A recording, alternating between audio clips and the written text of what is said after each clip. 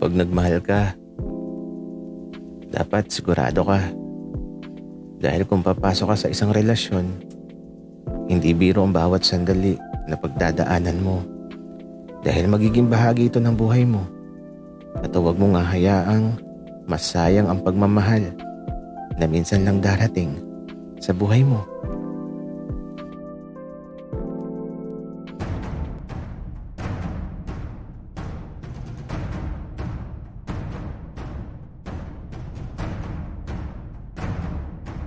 Kaibigan, huwag mong kalimutan mag-subscribe sa aming channel at huwag din kalimutan i-click ang notification bell at subscribe button. Subscribe na!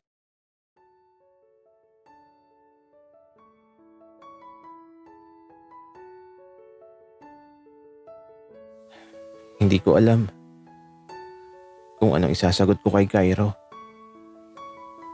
Mabait naman siya at gusto ko din siya. Kaya lang, natatakot ako kasi parang masyado naman natang mabilis ang mga pangyayari. Siyempre, baka kapag sumagot ako ng oo, baka mamaya hindi ko mapanindigan. Ayaw ko lang siyempre na magkamali. Kaya eto, naging tahimik bigla si Cairo. Nandibago ako bigla sa kanya. Hanggang sa dumating bigla ang papa niya.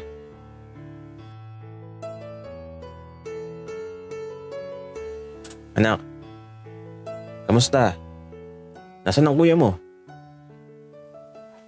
Papa, wala dito, umalis. Kasama ang mga tropa niya. Ah, ganun ba anak? Bakit di ka sumama? Papa, ang init sa labas Nakakatamad at saka papa.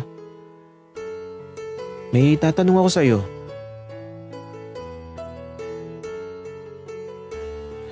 Ano yun anak? Yung madali lang ha? Papa, tungkol kay mama. Paano kayo nagkakilala?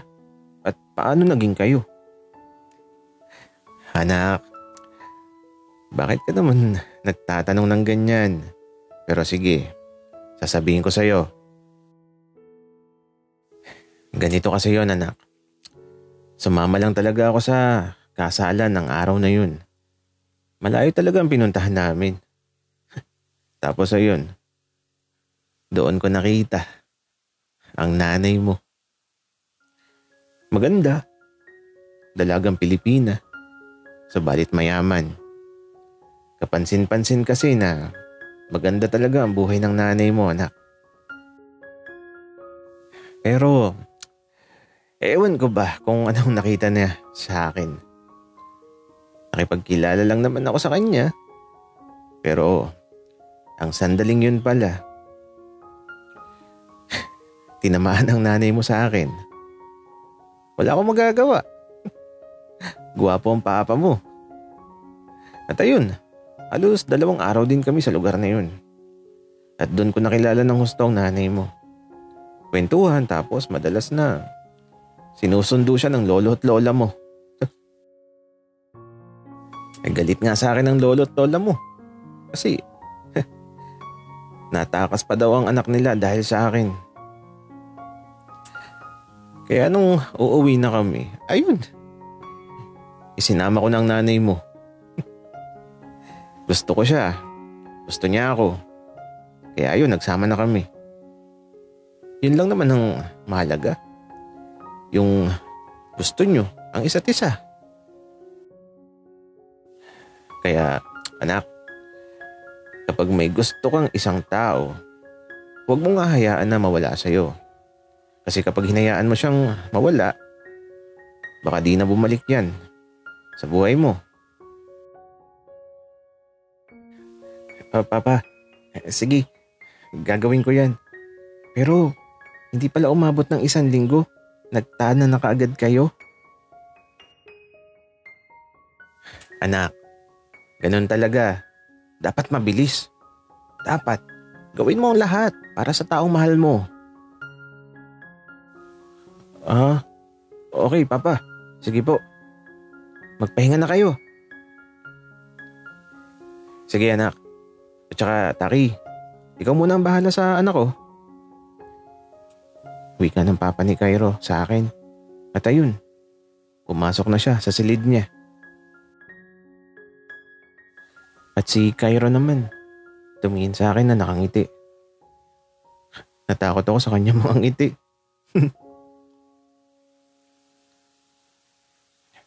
Taki, itanan mo na ako.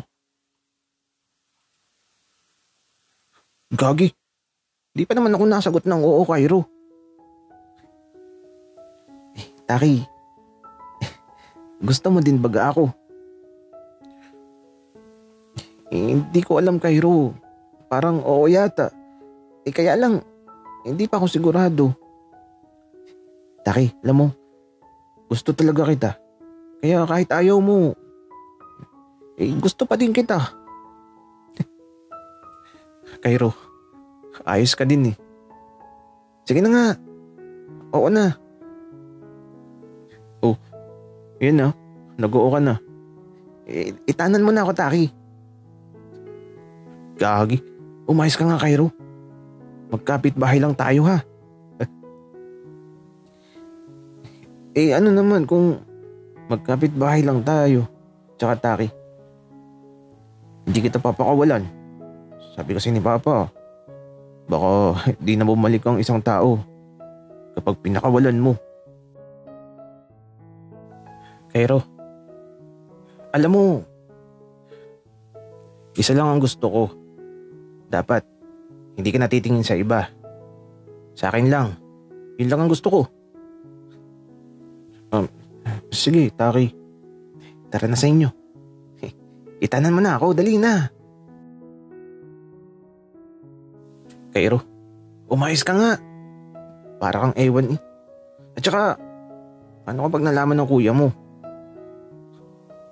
Baka bugbugin ako nun. Aba, dapat ipaglaban mo ko, Taki. Tsaka bakit ka bubugin ni kuya? Mabait naman yun. Ewan ko sa'yo, Cairo. Ay nako, ano ba yan? Anong ibig sabihin nito? Magjowa na tayo? Oo, ganun na nga, Taki. Baby mo na ako ngayon. Okay. Sabi mo eh. Tara na sa kwarto ng Kuya Elias mo. At papadedehin ko na ang baby ko. Wika ako. At ba? Hinilan ako ni Cairo patungo sa silid nila ng Kuya Elias niya. At mula sa malambot na kama, ala, si Cairo. Parang bata na, sabik sa dede. Nakangiti na lang talaga ako habang pinapanood siya. Ano pa ba ang magagawa ko? Eto na eh. Nagka-jowa bigla. Hindi ko pa naranasan na magka-jowa. Pero, bahala na. Napasubo na eh. At saka okay na din to. Basta wag lang kaming mahuhuli ng Kuya Elias niya. Kasi siguradong yari ako dun. Baka bugbugin talaga ako nun. Pero mamaya na ako mag-iisip ng mga kakaibang bagay.